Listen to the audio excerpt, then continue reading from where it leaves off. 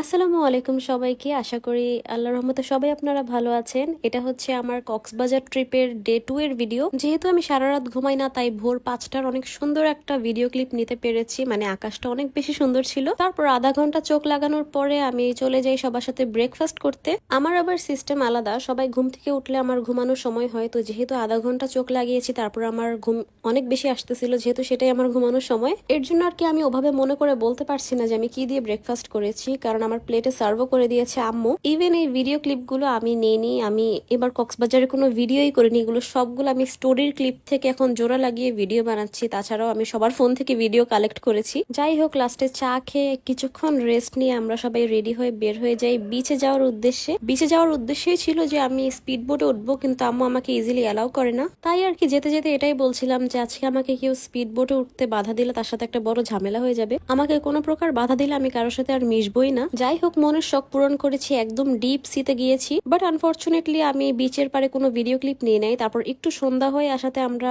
হোটেলে চলে আসি সুইমিং পুলে নামার জন্য। বাট সেই টাইমে আসলে পুলে অন্যান্য অনেক মানুষরা ছিল। আমরা বসে ওয়েট করছিলাম যে পুল একটু খালি হলে তারপর আমরা নামবো। তারপর হঠাৎ করেই নোটিস করলাম যে আকাশের কালারটা অনেক সুন্দর হয়ে আছে, মেঘলা। কিন্তু দুঃখের বিষয় হচ্ছে কক্সবাজার থাকাকালীন সময়ে একদিনও বৃষ্টি হয় নাই। পুলে নামার পর আমরা সবাই কি কি ফ্লেভারের জন্য জুস অর্ডার করেছিলাম আমার মনে নেই। সেদিন আসলে অনেক জ্বর ঠান্ডা ফিল হচ্ছিল, বাট আমি আসলে একটু কেমন যেন শরীরের উপর কখনো প্রাধান্য দেইনি। যেটা করতে মন চেয়েছে সেটা করেই তারপর বাকিটা দেখেছি। এর জন্য আসলে আমার মা আমাকে অনেক গালিগালাজ করে, কিন্তু প্রতিবারের মতনই আমি সবকিছু উপেক্ষা করে আমার এই সুন্দর জীবনটা উপভোগ করে নিচ্ছি। কেননা মায়ের প্রতিটা গালি আমার কাছে মধুর মতো মিষ্টি মনে হয়, ঠিক আমার জীবনের মতো। তাই এই মধুর মতো মিষ্টি গালি উপভোগ করার জন্য আমার মা আমাকে স্যান্ডেল ছুড়ে মারলেও আমি কখনো শুধরাইনি। তো যাই হোক, সুইমিং পুল থেকে উঠে আমরা সবাই ফ্রেশ হয়ে নিই। তারপর আমার ঠান্ডা জ্বর মাথা ব্যথা সবকিছু নিয়েও বের হয়ে যায় ডিনার করার উদ্দেশ্যে। এবং আমার এই অসুস্থতার এই ছাপ আমার চেহারাতেও ফুটে উঠেছে। আমি জানি আমাকে দেখতে প্রচন্ড পরিমাণ কুৎসিত লাগছে, কিন্তু তাতে কিছু করার ছিল না। শরীর বেশি একটা ভালো লাগছিল না ভেবে বেশি একটা সাজতে পারবো না বলে বের হয়ে গিয়েছিলাম। গাড়িতে উঠেই ঠিক কারেক্ট 5 মিনিটের একটা ন্যাপ নিয়েছিলাম। ন্যাপটা নেওয়ার পর শরীরটা খুব ফ্রেশ লাগছিল।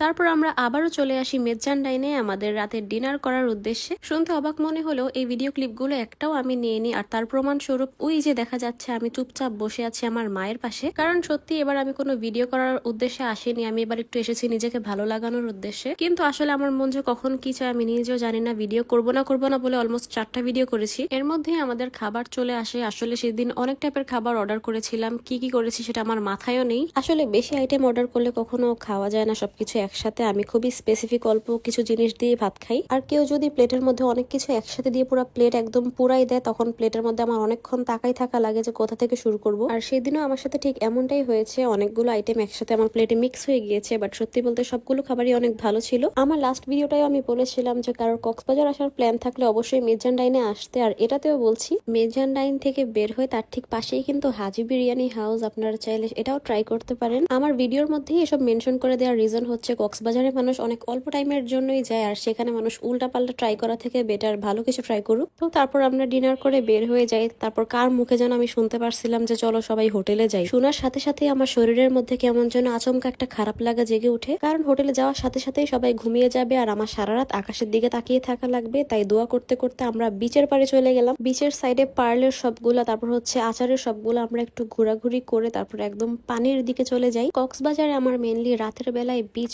অনেক বেশি ভালো লাগে। ইভেন আমার দিনের বেলার ভিউর থেকেও রাতের বেলা বিচের পাড়ে এসে বসে থাকতে বেশি ভালো লাগে। তো যাই হোক, আমার কক্সবাজার সেকেন্ড এর ভিডিওটা এই পর্যন্তই। দেখার জন্য থ্যাংক ইউ সো মাচ সবাইকে। সবাই ভালো থাকবেন, সুস্থ থাকবেন। আল্লাহ হাফেজ।